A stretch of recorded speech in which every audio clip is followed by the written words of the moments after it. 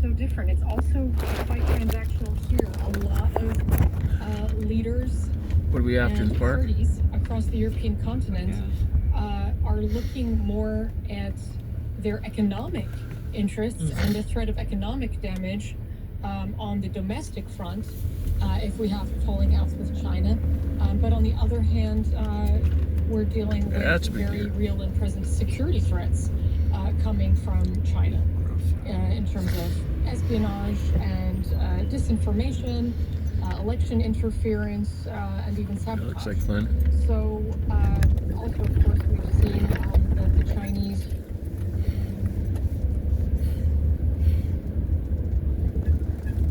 that line just keeps dropping out.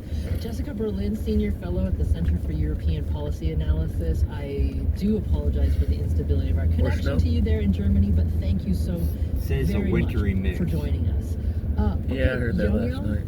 The radio said that fucking this last storm in Denver they got 20 inches. A clip of tape from Donald Trump. This is something he said in October of 2024. Somebody else mentioned that, and I was like, yeah, Taiwan. But I had heard the planes got hammered. During his, it was actually at the tail end. They got 20 inches and planes got hammered. That's a true story. Joe Rogan's podcast. Taiwan, they stole our chip business. Okay, they want us to protect, and they want protection. They don't pay us money for the protection, you know? The mob makes it good money, right? Young, what do you think of that? Well, it's a very what we can do is we can. It's probably not surprising in terms of he was on Joe Rogan's podcast, so he's speaking to a certain faction of the Republican base. Start a business working on houses and fixing them up and to appeal to these kinds of economic populism. I could sell them. And so, I think actually that's a generous. I'll be honest. I think that's a generous interpretation. Then you start getting into electrical and plumbing, and then just not. How he looks at the purpose and use of U.S. diplomatic efforts, or even the U.S. military. You want to stay at your current job and not worry about it. And I think one thing is, first of all, you're smart enough to look at a video and figure it out. On everything you've ever done, watch the video and figure it out. Donald Trump sees that as potential leverages, right? Of course, the Taiwanese government has announced that it's going to make more weapons purchases from the U.S. On the other hand, there is also potentially more pressures on the Taiwanese chip industries and other industries to invest more in the U.S. And others are just Taiwanese government and industries may make these strategic calculations as a way to shore up. I'll do all the real estate stuff.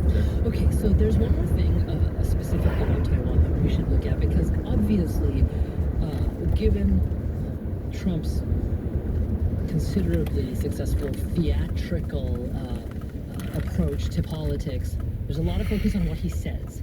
But this time around, for the new Trump presidency, we actually have evidence of what he has done, right? What did he call between 2016 and 2020? Biden at the beginning was unprecedented president? So about that, we spoke with Oriana Schuyler of Mostro. She's and they started calling senior fellow President at the Biden. Freeman Spolling Institute for International Studies at Stanford. President-elect? Yeah.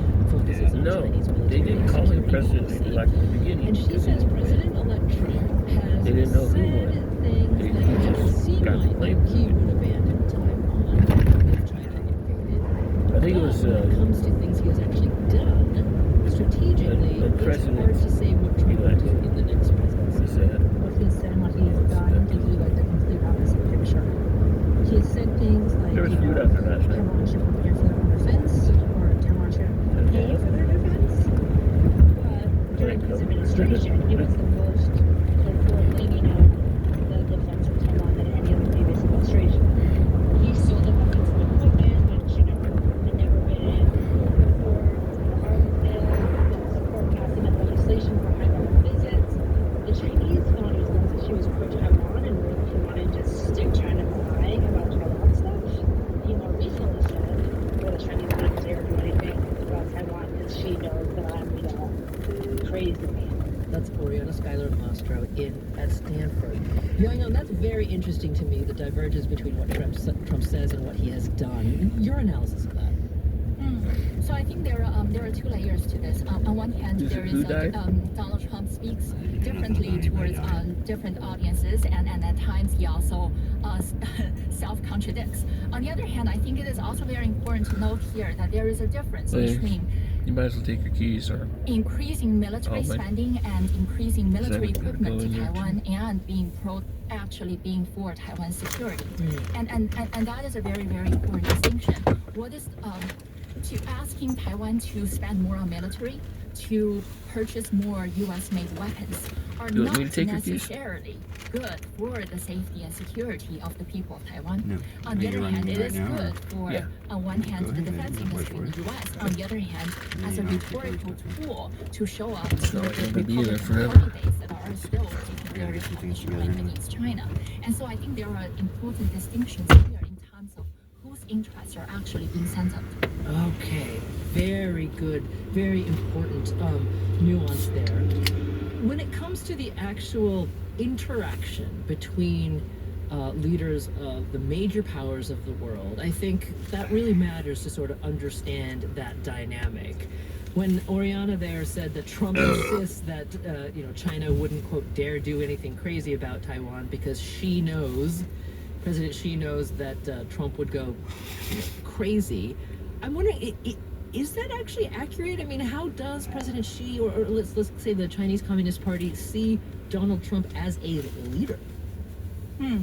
So, first of all, I think with regards to Beijing's attitude and policies to Taiwan, who is in the White House is not the deciding factor. Like the important things, these are deeply historical issues with regards to national identity and historical narratives that are central to the Chinese Communist Party's rule, and that is the underlying factor.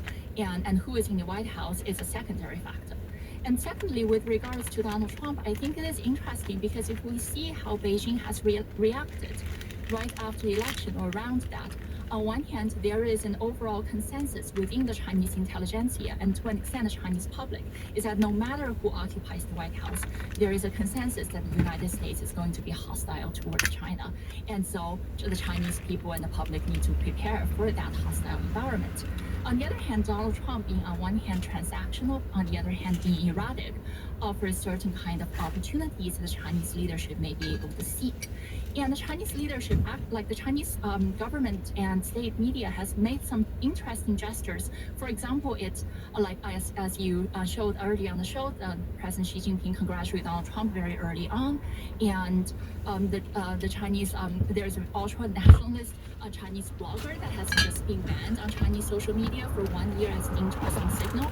People's Daily, the party's newspaper, published an article commemorating the flying tigers, the U.S. fighter pilots who fought in I would like to go and turn on lotto tickets and get some more drinks and very small gesture, so that's one shouldn't some dinner or something. But it still marks a certain distinction compared with almost 4 years ago when Joe Biden just took office and there was a very hostile first high-level meeting in Alaska it looks like between Chinese and the U.S. leadership. And so I think it is Rainbow interesting getting ready to start. see here is that I think the Chinese leadership is trying to present itself as a responsible actor on the world stage. On one hand, it is to the domestic base. On the other hand, to other countries in the world, with the anticipation it was 105 yesterday when we came in. Going to now it's 103. Towards China The day before it was 102. It's totally and in that case, the Chinese government is still going to retaliate, likely. I wish that everybody... Okay, well, I was thinking about stuff that happened. I'll wait till Randy leaves. You're not going to hear me anyway, but it's not about him.